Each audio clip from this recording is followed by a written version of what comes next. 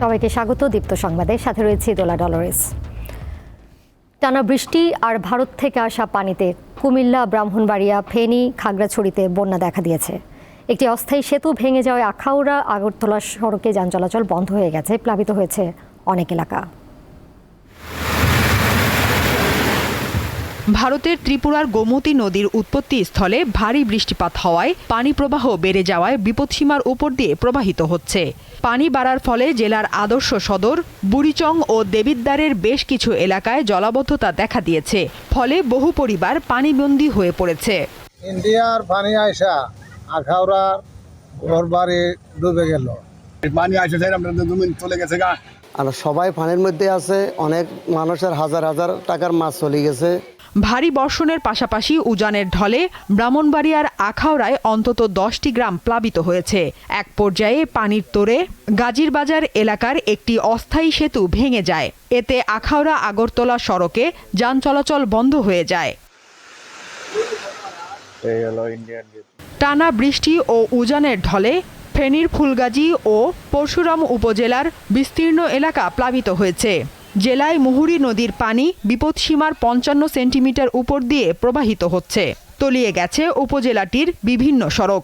ভারতের যে সাইডগুলো থেকে এবং আমাদের যে বাঁধগুলো ছিল, বাঁধগুলো ভেঙে গেছে। ঠিক আছে, বাঁধটা সংস্কার করা না হওয়ার কারণে এখন দেখা গেল যে 20টি গ্রামের উপরে এদিকে আবার নতুন করে প্লাবিত হয়েছে। এটা আমরা চাচ্ছি যে স্থায়ীভাবে এটা ভালোভাবে কাজ করা হোক।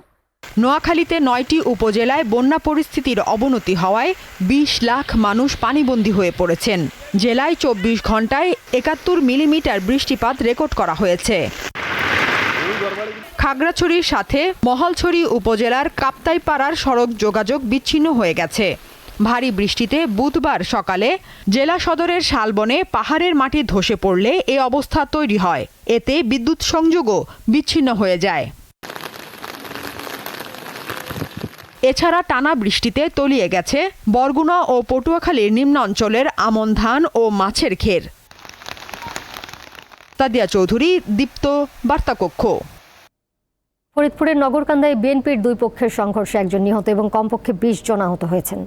সকালে কৃষক দলের কেন্দ্রীয় সাধারণ সম্পাদক শহীদুল ইসলাম বাবুলের পথসভার আয়োজন ঘিরে বিএনপির কেন্দ্রীয় সাংগঠনিক সম্পাদক শামা ওবায়েদ ও কৃষক দলের কেন্দ্রীয় সাধারণ সম্পাদক শহীদুল ইসলাম বাবুলের সমর্থকদের মধ্যে দফায় দফায় সংঘর্ষ হয়। এ সময় নিহত হন কবির ভূঁইয়া নামে একজন। তিনি শহীদুল ইসলাম বাবুলের সমর্থক ছিলেন বলে জানা গেছে। আহতদের ফরিদপুর মেডিকেল কলেজ হাসপাতাল সহ বিভিন্ন হাসপাতালে চিকিৎসা দেওয়া হচ্ছে। পরিস্থিতি নিয়ন্ত্রণে অতিরিক্ত পুলিশ মোতায়েন করা হয়েছে।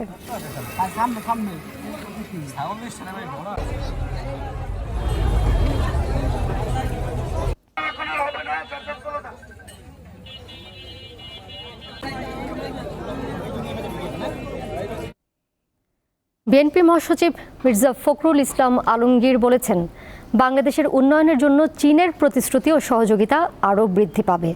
চীনের সঙ্গে বিএনপির সম্পর্ক আরও গভীর হবে। সকালে বাংলাদেশে নিযুক্ত চীনের রাষ্ট্রদূত জিয়াও ওয়েনের সঙ্গে বৈঠক করেন বিএনপির শীর্ষ নেতারা। ঘণ্টাব্যাপী বৈঠক শেষে সাংবাদিকদের সঙ্গে এসব কথা বলেন তিনি।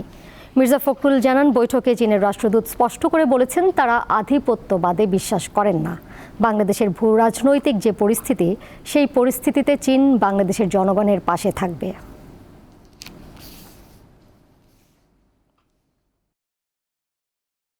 বাংলাদেশ জাতীয়তাবাদী দলের সঙ্গে চীনের কমিউনিস্ট পার্টির সম্পর্ক দৃঢ় থেকে দৃঢ়তর হবে এবং আমাদের বাংলাদেশে তাদের যে বিনিয়োগ জনগণের উন্নয়নের জন্য, দেশের উন্নয়নের জন্য, সেটা আরো বৃদ্ধি পাবে এবং মিউচুয়াল ট্রাস্টের পারস্পরিক যে বিশ্বাস, আস্থা, তার উপর ভিত্তি করে আমাদের সম্পর্ক ভবিষ্যতে আরো এগিয়ে যাবে।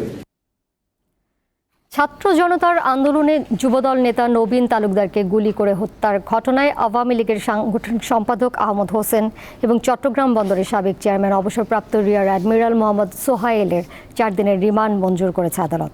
পল্টন থানার মামলায় আজ তাদের 10 দিনের রিমান্ড চেয়ে আবেদন করেন তদন্ত কর্মকর্তা।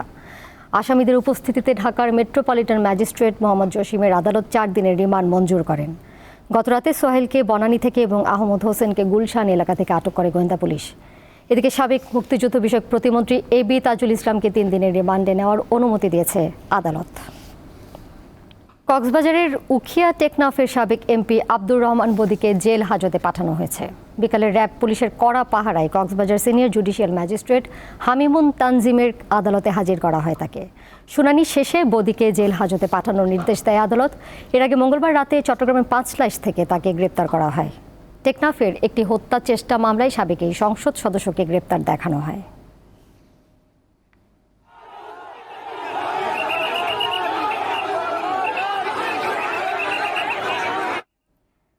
বাংলাদেশের সাম্প্রতিক ছাত্র জনতার গণ অভ্যুত্থানে হত্যা ও সহিংসতা চালানোর দায়ে সাবেক প্রধানমন্ত্রী শেখ হাসিনা সহ জড়িতদের জবাবদিহির মুখোমুখি দেখতে চায় জাতিসংঘ।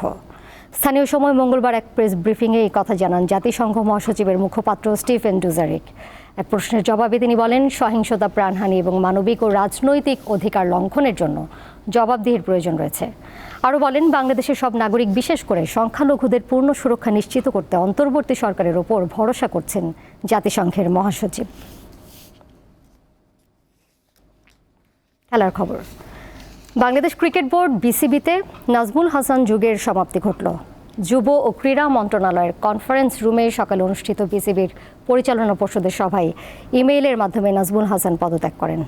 জাতীয় দলের সাবেক অধিনায়ক ও সাবেক প্রধান নির্বাচক ফারুক আহমেদ হয়েছেন নতুন বোর্ড সভাপতি। 2012 সালে সরকার মনোনীত সভাপতি হিসেবে বিসিবির দায়িত্ব নিয়েছিলেন নাজমুল হাসান। এরপর 2013 সালের অক্টোবরে হন নির্বাচিত সভাপতি। সেই থেকে নাজমুলই 3 মেয়াদে বিসিবি সভাপতির দায়িত্ব পালন করেন। এর আগে বিসিবি পরিচালকের পদ থেকে পদত্যাগ করেন জালাল ইউনুস। এনএসসি থেকে অব্যাহতি দেওয়া হয়েছে সংস্থাটি মনোনীত বিসিবির আরেক পরিচালক আহমেদ সাজ্জাদুল আলমকে। তার জায়গায় নতুন পরিচালক হয়েছেন ক্রিকেট কোচ ও বিশ্লেষক নাজমুল আবেদিন। জালাল ইউনুসের শূন্য পদে ফারুক আহমেদকে পরিচালক হিসেবে আনা হয়। এরপর পরিচালনা পর্ষদের ভোটে সভাপতি নির্বাচন করা হয় তাকে। ক্রিকেট নিয়ে আর কোনো ব্যবসা করা যাবে না বলে জানিয়ে দিলেন বিসিবির নতুন সভাপতি ফারুক আহমেদ।